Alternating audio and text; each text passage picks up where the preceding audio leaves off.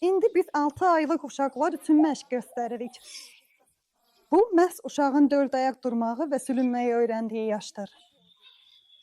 Bunu düzgün necə etmək olar? Əvvəlcə biz əllərə dayaq inkişaf etdiririk. Və uşaq əllərinin üzərinə yüksək qalxmağa başlayanda belə bir məşqi, əlləri dayaqla yerləməyin, etmək olar. Bu məşqləri paskalı deyilir. Biz onu çanaq hissəsindən tuturuq. Bu yaşda uşaq artıq belini saxlaya bilir. Əgər ona çətin olarsa, əlimizi sinəsinin altına keçiririk. Bu məşqdə əsas odur ki, uşağın ombası başından aşağıda olsun. Onda o, belini asanlıqla əyə və əllərinə dayana biləcək. Əllərə yaxşı dayaq öyrəndikdən sonra uşağa əlləri ilə hərəkət etməyi öyrətmək olar. Əvvəlcə bunu özünüz edirsiniz, sonra isə belə irəli itələyirsiniz. Diqqət edin ki, ombası qalxmasın və onu özünüzdən aparın. Gəlin, oyuncağın dalınca gedək. Qoşa, bax gör. Ay, nə gözəl oyuncağımız var. Hadi, yuxarı, yuxarı, yuxarı. Afərin. Afərin, boşa, afərin.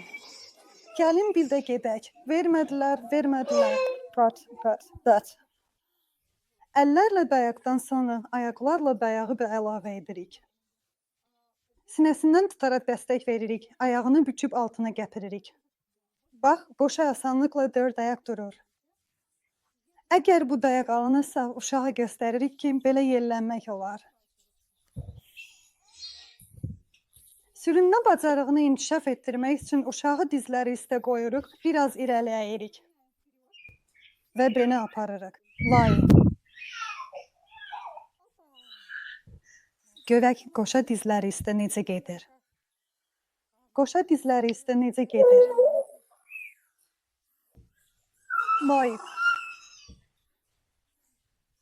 Uşaq qalxmağa çalışır, amma biz onun ayağa qalxmasına imkan vermirik.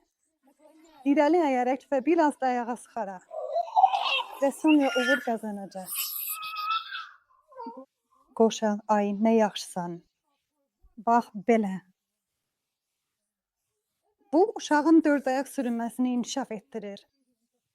Uşağa yeni tapşırıqlar asan olmur, həmişə asan olmur. Və vaxtaşırı uşağı yayındırmaq, sakitləşdirmək və bunu fasilələrlə etmək lazımdır. Növbəti məşq kor, yan, ön və arxa bədən əzələlərini möhkəmləndirmək üçündür. Biz belə edirik, uşağı irəli əyirik və o, belini gərginləşdirən anda biraz saxlayırıq. Məqsəd onu aşağı salmaq, bükmək deyil, düz durmasını təmin etməkdir. Yəni, biz onu irəli əyəndə belini gərginləşdirməyi öyrətməkdir. Bu, belin düz əzələlərini məşq etdirmək üçün bir tapşırıqdır. Baxın, boşa da alınır. Tələsməyə ehtiyac yoxdur. Əyilərkən uşağın gərginləşdiyini hiss etmək vacibdir. Bu, belə görünür. Tədricən uşaq bu tapşırığı getdikcə daha yaxşı yerinə yetirəcək. Onun belini sabitləşdirən əli get-gedə aşağı, çanağa, budlara və nəhayət dizlərinə qədər endirmək mümkün olacaq, çünki onun beli möhkəmlənəcək. Növbəti tapşırıq isə frontal müstəvidə belə 8-lər çəkməkdir. Biz elə hərəkət edirik ki, 8 formasını təsvir edək. Bu tapşırıq qarnın çarpaz əzələləri və bədənin yan əzələləri üçün nəzərdə tutulub. Bunlar uşağa oturmaq və bədəni vertikal vəziyyətdə saxlamaq üçün lazımdır. Bu tapşırıqları uşaq müstəqil və sabit şəkildə yeriməyə başlayana qədər edirik. Bu düzgün pozalar uşağı yıxılarkən düzgün yıxılmağa və yıxılma zamanı bədənini düzgün toplamağa kömək edir, əgər belə bir hal baş verərsə. Növbəti tapşırıq isə yana əyilmələrdir. Biz onu yana əyirik və o, yıxılmamaq üçün yuxarı yanını gərir. Bax, artıq əyirik, bir anlıq saxlayırıq, uşaq yanını gərdiyini hiss edəndə dayanırıq. Bir neçə dəfə bir tərəfə edirik, sonra əlimizi dəyişib digər tərəfə edirik. Siz hiss edə bilərsiniz ki, tonusda müəyyən asimetriya var. Onda uşağın tapşırığı daha pis yerinə yetirdiyi tərəfə 2 dəfə çox etmək lazımdır. İndi isə qalxmaq üçün tapşırıqlar. Uşağı dizlərinin üstünə qoyuruq və ona ayağını irəli çıxarmağa kömək edirik. Bax, belə. Bizdən qoşan gəlin göstərək. Gəl, belə edək. Bax, belə, bax, belə. Bir ayaqla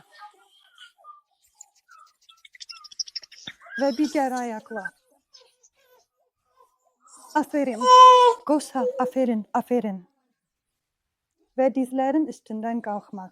Ayağı irəli çıxarırıq, bədən çəkisini onun üzərinə veririk və uşağın qalxmasına kömək edirik. Eyni qaydada digər ayaqla da. Biraz onu irəli əyirik, ayağını çıxarmağa kömək edirik, ona söykənirik və qalxırıq. Aferin. Aferin.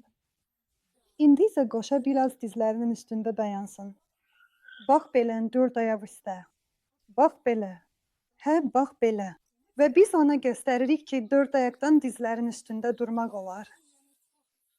Sonra isə belə qalxmaq olar. Və bax belə. Qoşa həqiqətən dayanmağı sevir.